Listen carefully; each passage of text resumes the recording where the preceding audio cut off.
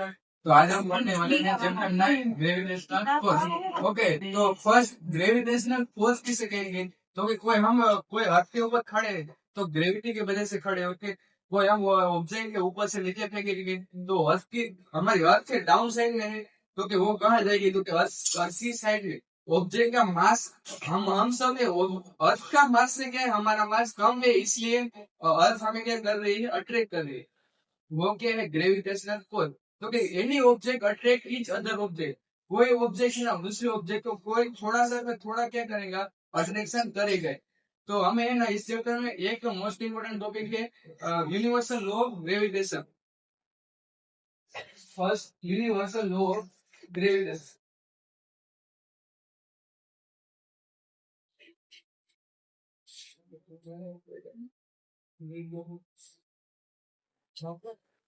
Okay, तो मैं आपको एक एग्जांपल देना हूँ।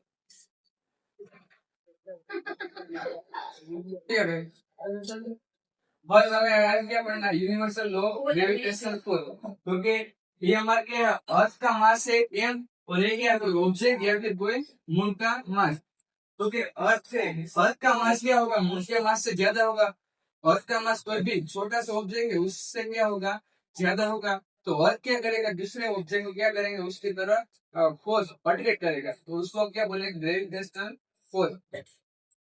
तो बस उसमें अगर है force is directly proportional to mass। Okay, force is directly proportional to अर्थ का मास और ऑब्जेक्ट मास। कोई भी अर्थ से कोई भी दूसरा ऑब्जेक्ट है, कोई मून है, उसको क्या करेगा, अट्रैक्ट करेगा। तो मून है वो थोड़ा थोड़ा अर्थ को अट्रैक्ट करने का क्या करेगा, ट्राई करेगा। बट जो कोई मून है या फिर कोई छोटा ऑब्जेक्ट है, उसका वेट कम होने की वजह से है ना वो अर्थ को अट्रैक्ट नहीं कर पाता। तो फोर्स है ना, दो कोई भी two object attract each other. तो कौन कौन से टू ऑब्जेक्ट? एक तो अर्थ है ऑलरेडी है, तो अर्थ किसको अट्रैक्ट करेगा? तो ये कोई ऑब्जेक्ट को, और दूसरा क्या है, ऑब्जेक्ट या कोई छोटा ऑब्जेक्ट या फिर बड़ा ऑब्जेक्ट है। बट अर्थ के मास से उसका वेट क्या है, कम है, इसलिए कोई अर्थ का मास है कोई दूसरे ऑब्जेक्ट को अट्रैक्ट करेगा। क्योंकि फोर्स है directly proportional to earth mass and object mass. In second equation है force is inversely proportional to force is inversely proportional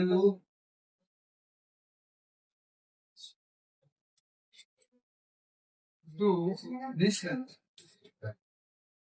square of distance।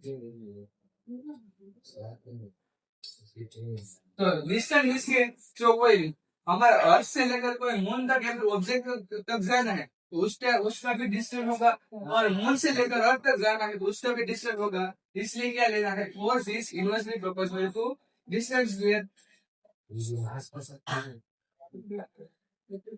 कोई ऑब्जेक्ट है ना ऊपर से नीचे फेंकेगा ना, जैसे जैसे कोई ऑब्जेक्ट नीचे की तरह आ जाएगा ना, तो उसका ग्रेविटेशन फोर्स है ना क्या होता जाएगा, बढ़ता जाएगा। कोई ऑब्जेक्ट जितना नीचे आता जाएगा ना, उसका ग्रेविटेशन फोर्स बढ़ता जाएगा और दूर दूर जाता जाएगा। वैसे अर्थ का gravitation force.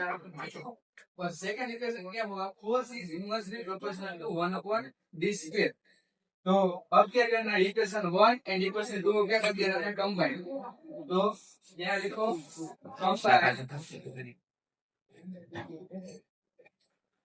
Equation 1 and 2।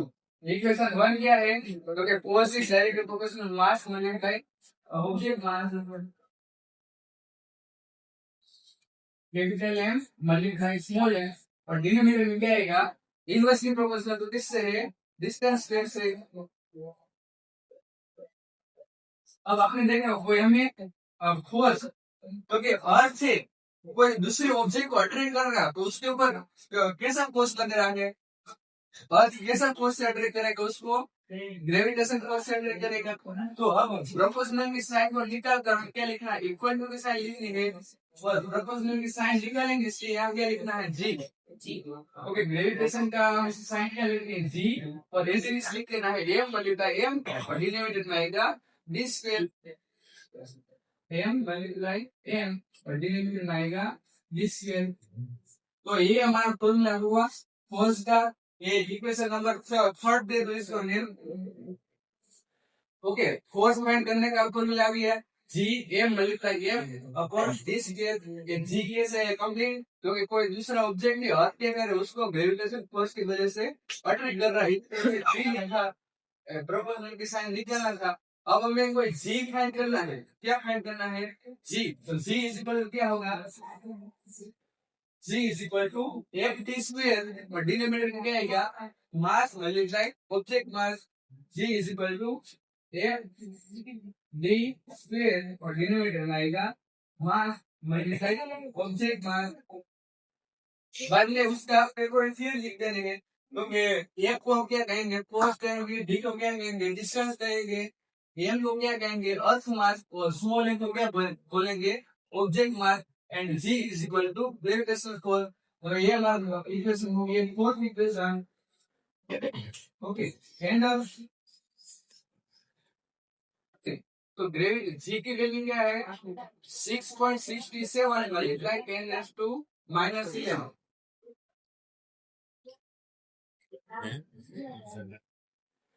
6.67 multiplied 10 to -11 but इसका ऐसा यूनिट क्या आएगा ऐसा यूनिट फाइंड करना है मैं इसी से सिखाता हूँ हेलो तो फोर्स ऐसा क्या न्यूटन डिस्टेंस का ऐसा क्या मीटर स्क्वायर ये मास को हम किलोग्राम में लिखेंगे किसमें लिखेंगे किलोग्राम में तो दोनों मास ही है तो क्या होगा दोनों ग्राम स्क्वायर तो इसका जी की वैल्यू है 6.67 10 to -11 न्यूटन मीटर स्क्वायर और kilogram square newton metre square पर किलोग्राम स्क्वायर। थैंक